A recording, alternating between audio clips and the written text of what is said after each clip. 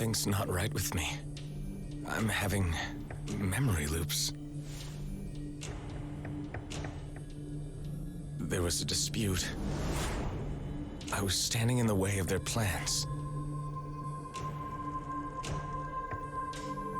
I was restrained. Shot with something. Who is this? I managed to escape. That's all I can remember. I must find some answers.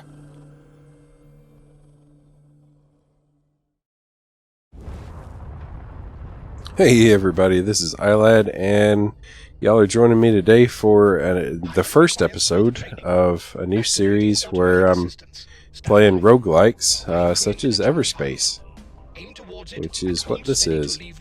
I'm creating this series of episodes specifically for the new Instagram TV feature that's just been released. So each video is going to be under 10 minutes, and it's just going to sort of explore different roguelike games. I say different roguelike games, but truth be told, I'm really kind of taken with Everspace right now. So we'll be spending a lot of time playing it. And Everspace is actually more what you'd call a roguelite, in that there is actually progression from run to run. You don't start over with a totally cold start. At the end of each run, if you have collected any credits, you get to trade them in for permanent perks or upgrades for your ship that will make the next run, hopefully, slightly easier. Very slightly easier. It's kind of a long game. But yeah, I think it's probably going to be a while before I have a single run that goes much beyond the 10-minute time limit that IGTV has. In any case, I've played around with this a bit before. I've got about 3 hours into the game. I did delete my save and do a cold start for this. This is mostly tutorial, which is why I'm completely fine talking over it. If you're unfamiliar with the way it works, think of it as a very pretty 3D version of FTL. You jump into a system, you do whatever there is to do, and you jump out of the system. And you're kind of on a time limit because, just like in FTL, where if you spend too long in a specific sector of space, the wave of enemies catches up with you. In Everspace, if you spend too long in one sector, a faction called the Okar warps in, and you're better off not messing with those guys too much. They're a little bit of a pain. So basically, every time I jump into a system, I kind of scout around, get whatever materials I can find, engage in any fights that look not completely hopeless, and occasionally have little mini missions I've got to complete, or that I might choose to complete. And you'll kind of see a little bit of those if you watch this series. So what I've got going on right now, the red haze is weapon. What's it called? Weapon overdrive. And that, basically powers up my weapons, which makes survivability a little bit more doable.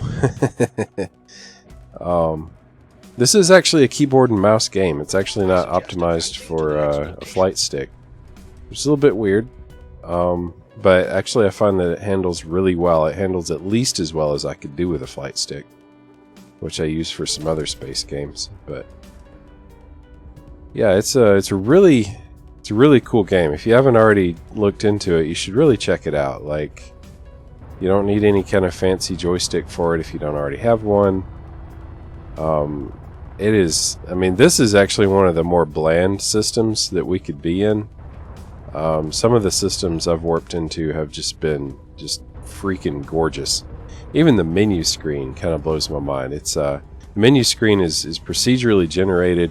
It's like a full 3D. At first you think it's just like an animated background, but then like ships will warp in and get in dogfights with each other, and it's not scripted. Like, it's all just happening. So it's a really, really well put together game. Like, can't believe this was done by an indie studio. And where is that? But yeah, it's a lot of fun. It is hard. Roguelikes and rogue-lites are supposed to be. But, man, I could lose myself in this game for a while, actually.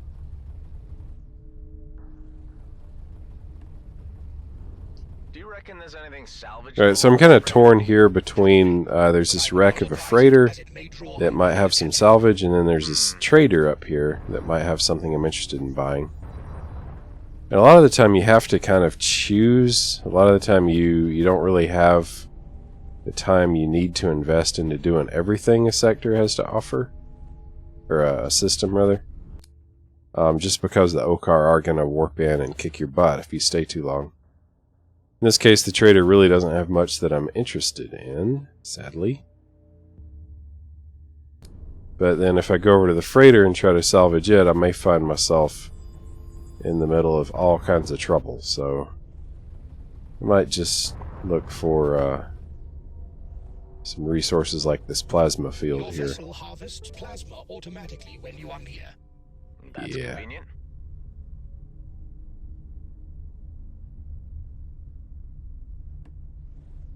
Just kind of looking around, seeing what I can see, deciding what I want to do.